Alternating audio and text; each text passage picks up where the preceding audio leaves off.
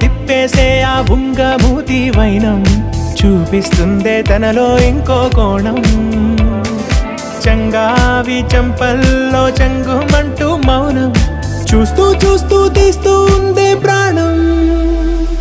తను చేరిన ప్రతి చోటిలా చాలా చిత్రంగున్నదే. తనతో ఇలా ప్రతి జ్ఞాపకం ఛాయాచిత్రం అయినదే. సరే సరే త్వరపడకో, తదుపరి కథ ఎటుకో, ఎటు మరి తన నడకో, చివరికి ఎవరెనకో. సరే సరే త్వరపడకో, తదుపరి కథ ఎటుకో,